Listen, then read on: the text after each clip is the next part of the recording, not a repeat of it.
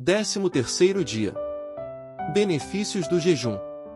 Então, romperá a tua luz como a alva, a tua cura brotará sem detença, a tua justiça irá adiante de ti, e a glória do Senhor será a tua retaguarda. Isaías 58 verso 8. Em sua obra Coma Pouco e Viva Muito, Jean Rialan fala dos benefícios físicos do jejum. A finalidade do jejum, higienicamente portanto, contribuir para o repouso do organismo e permitir-lhe o trabalho de purificação. Com o efeito deste, o organismo é deixado a si mesmo, sem influência alimentar ou medicamentosa, e começa imediatamente uma ordem e um expurgo que se denomina de desintoxicação. Segundo Ellen G. White, o jejum realmente tem um poder terapêutico. A intemperança no comer é muitas vezes a causa da doença, e o que a natureza precisa mais é ser aliviada da indevida carga que lhe foi imposta. Em muitos casos de doença, o melhor remédio é o paciente jejuar por 1 ou 2 refeições, a fim de que sobrecarregados órgãos digestivos tenham oportunidade de descansar. Conselhos sobre o regime alimentar, página 189. Porém, além de revitalizar o organismo, o jejum pode gerar um positivo resultado espiritual. Agora e daqui por diante até o fim do tempo, deve o povo de Deus ser mais fervoroso, mais desperto, não confiando em sua sabedoria, mas na sabedoria de seu líder. Devem pôr de parte dias de jejum e oração. Pode não ser requerida completa abstinência de alimento, mas devem comer moderadamente, do alimento mais simples. Conselhos sobre o regime alimentar, páginas 188 e 189. O jejum na Bíblia. No Antigo Testamento, o jejum era prescrito na lei para o dia da expiação, mas em determinadas épocas se multiplicavam os dias de jejum por comemoração de aniversários de lutos. Temos exemplos de pessoas que jejuaram por vários motivos. Os israelitas jejuaram após a morte dos filhos de Benjamim, Juízes 20 verso 26. Davi e seus companheiros jejuaram por causa da morte de Saul, 2 Samuel 1 verso 12. Davi também jejuou quando intercedia por seu filho com Batseba, 2 Samuel 12 versos de 21 a 23, e Ester jejuou antes de interceder pelos judeus perante o rei Assuero, Ester 4 verso 16. Josafá, quando estava para enfrentar Moabe e Amon, convocou todo Judá para jejuar, segundo a Crônicas 20 verso 5. O Novo Testamento fala que Jesus jejuou 40 dias. Os judeus piedosos jejuavam 2 vezes por semana, na segunda e na quinta-feira. Jesus ensinou que o jejum fosse sincero e não tivesse a finalidade de aparentar maior santidade.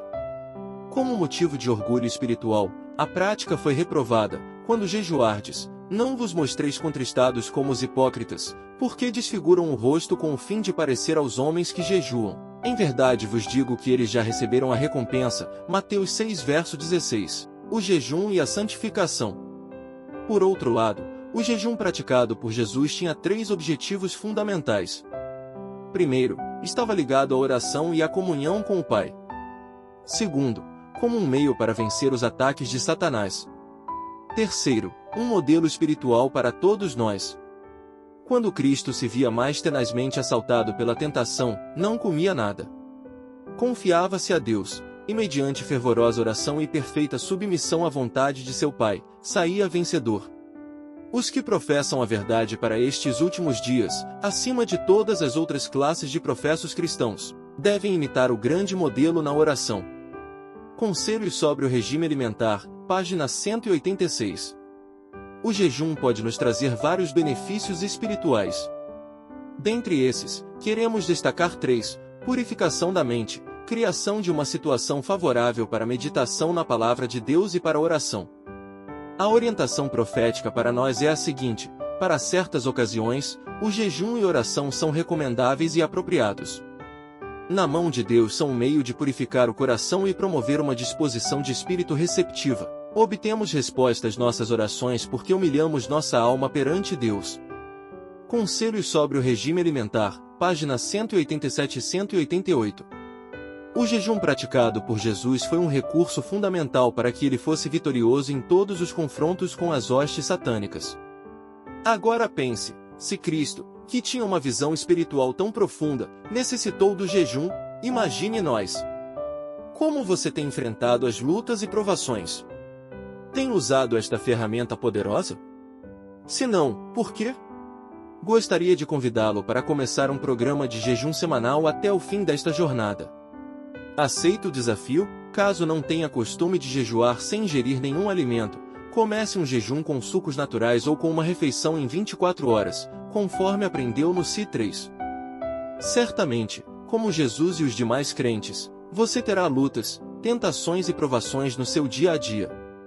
Então, em nome de Jesus, passe a jejuar e sua vida espiritual vai ser outra. Vivendo essa experiência, as pessoas por quem você está orando serão abençoadas e você também. Aceita o desafio? Então, em oração, fale para Deus que, a partir de agora, você será mais um a entrar nas fileiras daqueles que jejuam, o verdadeiro jejum. Colocando em prática a experiência do jejum, nossa mente estará mais aberta às necessidades dos familiares, vizinhos e amigos. Vivendo na presença do Pai será impossível ser indiferente às necessidades dos seus filhos que sofrem. Afinal, quem são as mãos e pernas do Criador e mantenedor dos necessitados? Não são porventura as nossas? O jejum, em seu sentido amplo, está diretamente relacionado a esse assunto. Ele tem também um sentido proativo. Escutemos o profeta Isaías falando a esse respeito. Porventura, não é este o jejum que escolhi, que soltes as ligaduras da impiedade, desfaças as ataduras da servidão, deixes livres os oprimidos e despedaces todo o jugo?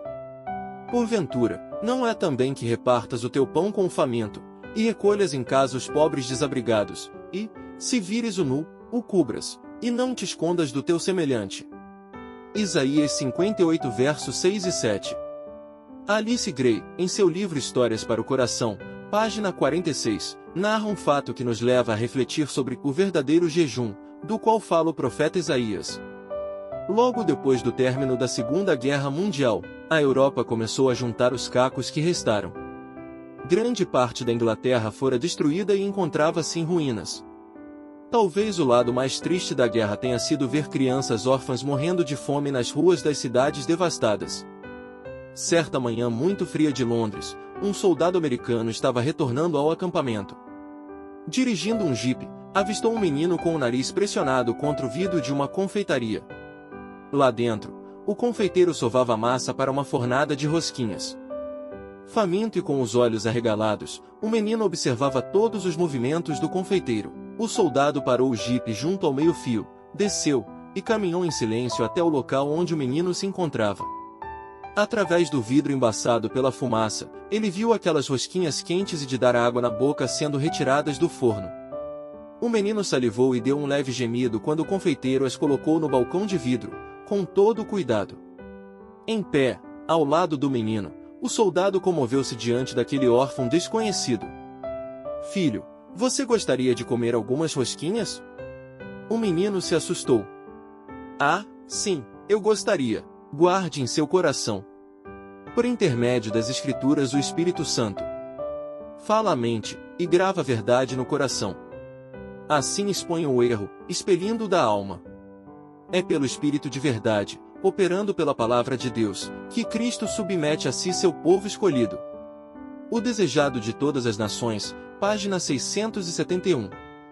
Meu compromisso: orar pela renovação do batismo com o Espírito Santo. Orar por meus amigos. Viver na presença de Cristo. Testemunhar acerca do Evangelho. Adorar a Deus com os dízimos e as ofertas, de forma sistemática e proporcional às rendas.